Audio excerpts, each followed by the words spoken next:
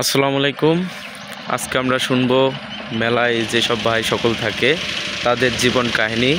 এই তো মাঠের ভিতরে পড়ে আছে দুই টুকরো ঘরের মতন, এরা এখানেই থাকে। আমরা যাই, দেখি তাদের সাথে কথা বলি এবং তাদের মুখ থেকে কিছু শোনা যায় কিনা দেখি। এখানেই তো আছে, সবাই বোঝা যাচ্ছে। এখানে কেউ আছে? আসসালামু আলাইকুম। ভিতরে আসা যাবে?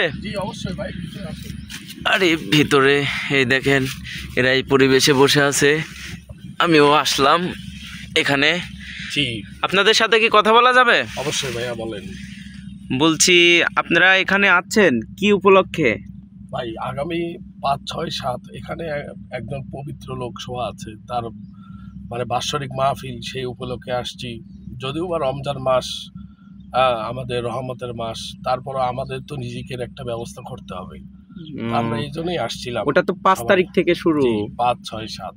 জি, এই যে রমজানের ভিতরে পরিবার ছেড়ে আপনারা এখানে আছেন, আপনাদের কেন মানে কেমন অনুভূতিটা পাচ্ছেন সেটা? আসলে ভাইয়া, মানে মুরব্বীরা বলতো যে ছেলেরা বাঁচে ১৯ বছর, মানে ছেলেরা নিজেদের জন্য বাঁচে ১৯ বছর, আর পরিবারের জন্য বাঁচে বাকিটা জীবন।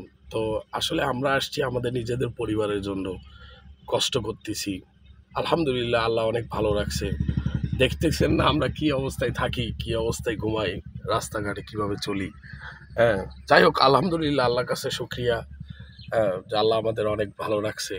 হ্যাঁ, এই তো ভাই। তা আপনার বাসা কি এখানেই ভাইয়া? জি ভাই, আমার বাসা এখানেই। আপনি কি কন্টিনিউয়াসলি ভিডিও তৈরি করেন? মোটামুটি নতুন করে শুরু করার ইচ্ছা আছে। যাক।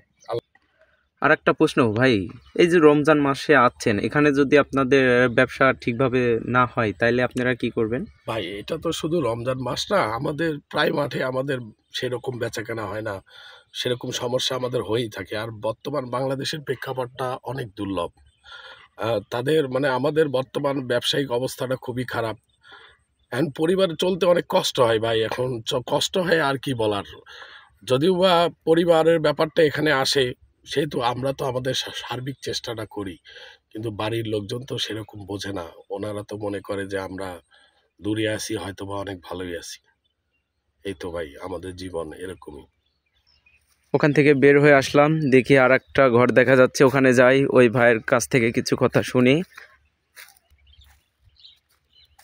এখানে দেখতেছি রান্না বান্না। আসসালামু আলাইকুম। ওয়ালাইকুম আসসালাম। কি করেন ভাই? ভিতরে আসতে পারি? অবশ্যই।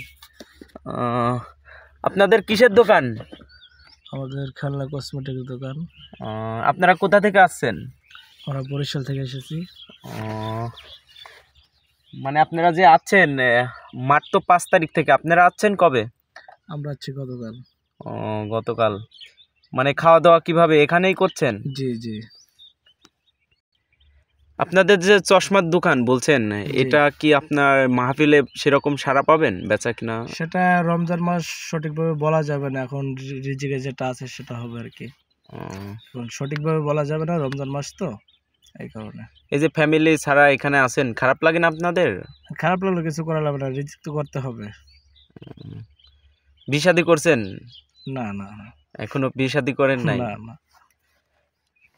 ওকে, ঠিক আছে ভাই, আপনাদের কাছ থেকে কিছু কথা শোনার জন্য এবং আপনারা সেই কথা বলার জন্য থ্যাংক ইউ, ধন্যবাদ। আসসালামু আলাইকুম। আমরা এখন এখান থেকে বের হলাম। দেখছেন দুইটা ঘর অলরেডি এখানে আছে। এই দেখেন সারা মাঠ পড়ে আছে। এখানে অনেক দূরে দেখা যাচ্ছে মাহফিলের করবে, প্যান্ডেল করবে। এখনও ঠিকভাবে কাজ শুরু হয় নাই, কিন্তু ওনারা অনেক আগে আসে বসে আছে। আসলে অবাক করা বিষয়, এদের জীবন কাহিনী শুনে, মানে বাস্তবতা অনেক কঠিন। এরা অনেক কষ্ট করে আছে এখানে। দেখেন কি মাঠের ভিতরে পড়ে আছে।